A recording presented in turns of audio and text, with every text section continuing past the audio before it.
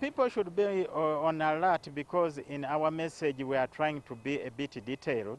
and in this we are describing especially the sport hours, that at this time,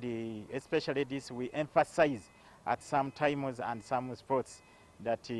maybe at this hour, as much as we have covered the 12 hours, we become a